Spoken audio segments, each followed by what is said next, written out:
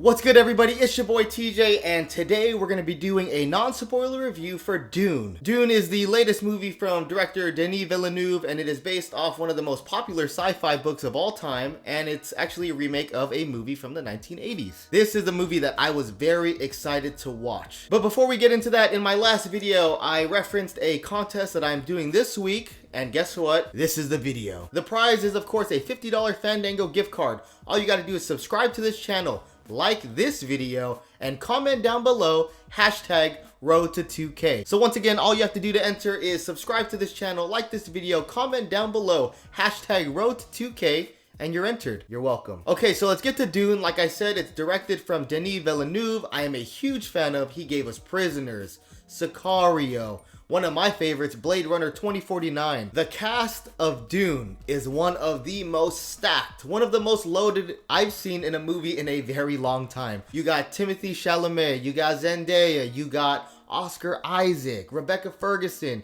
Jason Momoa, Dave Bautista. This is legit a who's who of Hollywood. And with Denis Villeneuve directing, this movie was very high on my 2021 list. He's one of my favorite directors. I think he's one of the best directors in the game. If you're not too familiar with the story of Dune, let me try to dumb it down for you. There are two houses or two armies, and they're fighting over a planet that produces a specific mineral, which one side, I think it gives you like good health or long life, but the other side, it fuels starships that makes them jump faster than the speed of light. AKA, this shit is expensive. And it's only made on this one planet. So throughout the movie, it's about the two of them trying to take siege of the planet. I never read the book. I haven't seen the 1980s movie in so long, so I walked in not knowing anything. I kind of wish somebody explained it to me, because throughout the movie, I'm kind of thinking like, what's going on? But I figured I'd try to help you out. The movie is visually stunning. It looks amazing. The scope and the sets,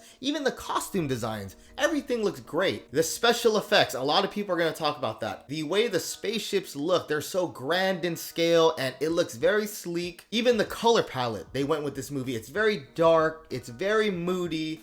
There's hardly any bright colors. It sets the overall tone for the world that Denis was building. I think Timothée Chalamet is probably my favorite young actor. I see tons of awards in his near future. Now, maybe not with this one, but definitely he brings his A game to every movie he's in. I was a fan of his since Call Me By Your Name, and he's about to portray a young Willy Wonka. So clearly Hollywood is backing him, and I think he did a fantastic job in this movie. He is the main character, and you know, when they were talking about his character, it definitely gave me like a Matrix vibe. He's the one, or even like Harry Potter, the one, the chosen one, the savior. But I will say that I know that an early review did say that this movie is like a generational movie, kind of like The Matrix, which unfortunately I don't really agree with. And that's not saying I didn't like the movie, but I just think, especially with the trailers show action. It shows like, you know, armies fighting, but don't walk in expecting that. This is a mostly character driven, story driven type of movie. There are action sequences. They do look phenomenal, but you're not going to get tons of it. So don't think you're getting an action-packed movie. Just kind of think like you're going to get an actual drama that happens to be science fiction. I enjoyed the fighting sequences. You know, I liked the technology that they put around the wrist where it creates like a invisible armor. And anytime you get hit,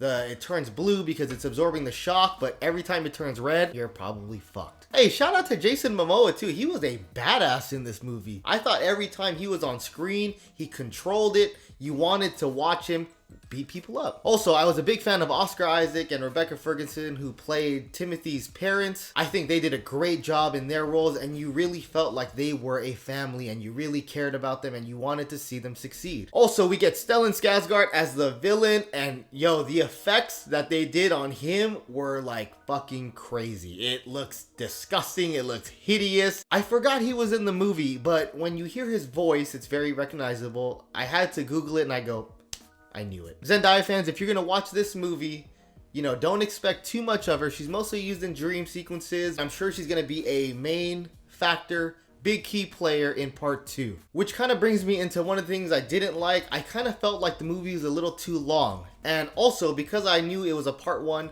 every time something bad happened, I thought the movie was gonna end. It's fucked up to say because, you know, I enjoyed the movie, but I kept expecting it to end because you know if it's a part 1, it's gonna end on a cliffhanger. Which it did, but I just felt like there were so many opportunities to end the movie. But overall, this is a movie that I recommend seeing, especially in the theaters. I know it releases on HBO Max as well, but you want to see this on the biggest screen possible so you could feel like you're really immersed in Denny's world. Like I said, I enjoyed the movie. I thought it was visually stunning. I thought the acting was grade A. You got a master director. I just felt like it was a little too long. So if I have to give Dune an overall grade, I'm giving it an 8 out of 10.